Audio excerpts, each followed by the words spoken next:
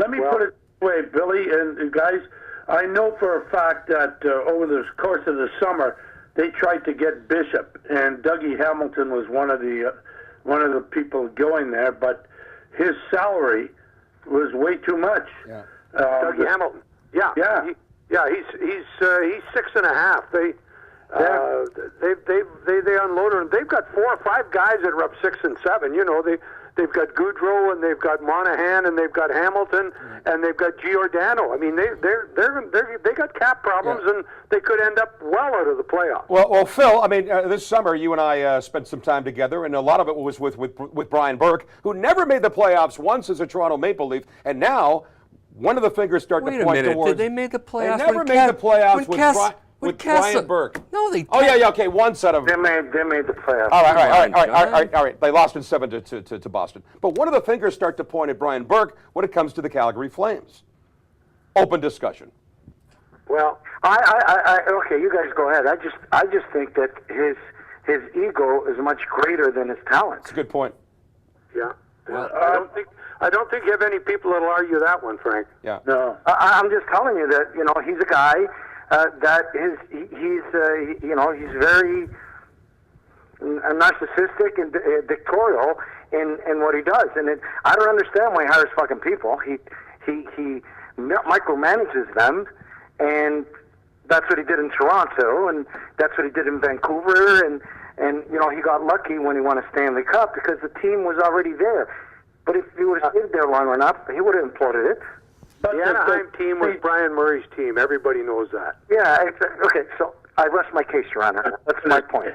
And Mike Babcock left that team the year before they won the Stanley Cup because Brian Burke became the general manager. That doesn't mean that Brian Burke is anything other than Brian Burke, but it means that Babcock did not want to be any part of his team. All right, Espo, we're having a couple of stories with Brian Burke. What advice would you give him from your standpoint? Well, he hires people to do a job. Let him do it. Yeah, exactly. I couldn't have said it better. Brilliant. You're very perceptive. But he won't do that. The kid Tree Living, who's the general manager, apparently he's got a very bad habit. He does not return general manager's calls.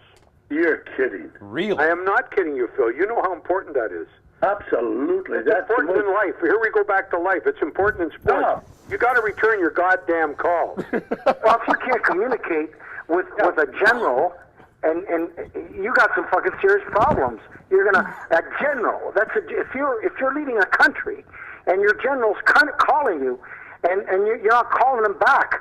There's communication is 98% of the success of any relationship, whether it's business, whether it's personal. Communication.